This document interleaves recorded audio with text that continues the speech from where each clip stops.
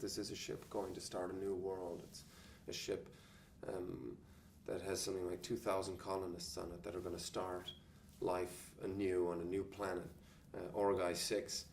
And they're on their way there when they hit this storm, and the storm does some serious damage to the ship, and Walter is concerned that the colonists might get damaged. So he awakes the commanding crew.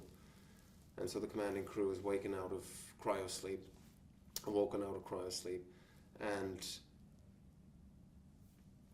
soon after they've woken up, they hear a beacon. They hear what seems to be a distress call or signal, which happens to be Shaw's distress signal, from a planet which seems to fulfill all the necessary requirements for them to start a life, i.e. air that's breathable and fresh water, foliage, and sustainability, a sustainable planet essentially. So they decide, rather than going back into cryosleep, which will take them another 6 years, I think, to arrive at their destination, they decide to take a look at this planet.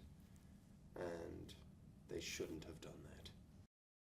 The David models, I think it was the David 8 model, was designed to allow the synthetic to develop human-like qualities and characteristics, and so we very much see that in David. He has characteristics like pride and vanity, which are very human traits, and that ended up disturbing people. They weren't very comfortable with it, so they decided to design the following models with fewer of those programming functions. So basically Walter is just very much a functioning synthetic that operates through logic and without any human emotional thread. So he doesn't incorporate concepts like vanity or jealousy or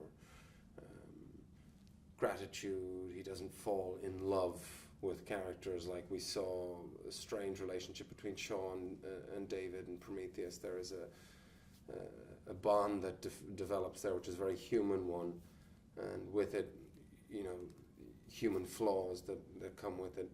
But Walter is purely there to look after the crew and the ship, the Covenant. He's like a super butler. There's no one like Ridley. I mean, that I've come across or that I've read about or heard other people in the industry talk about. He's just very special. He comes from an art background, so he's very aware of a frame. He's very specific and very knowledgeable about what should be in the frame, i.e. working with both the costume department and the looks and the outfits that we're wearing to the art department. And I've seen him sort of talk with both departments in great detail and in a language that is familiar to them, which he does exactly the same with the acting department and the camera department. Every department, he's seen everything, and I think through making so many commercials himself, also with his company, his passion for talent in the industry and his acknowledgement of talent, again, in all departments.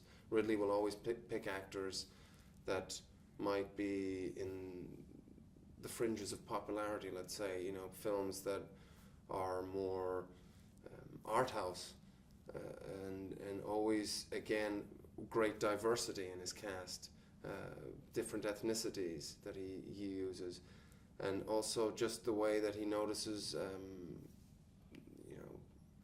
somebody in the prop department and how valuable they are and how good they are at their job.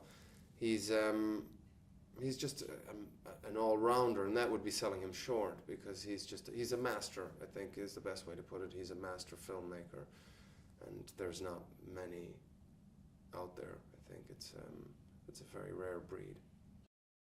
The concept of space and what's out there, that it would be very hard to believe that we're the only species that exists in the universe.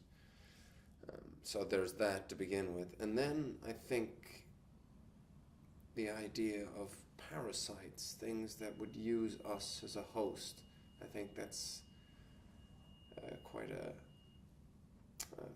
disturbing concept. And for me personally, I always remember from the first Alien film, John Hurt and the neomorph bursting out of his stomach, and that's always sort of stayed with me. And I suppose it's that idea of something growing inside of us.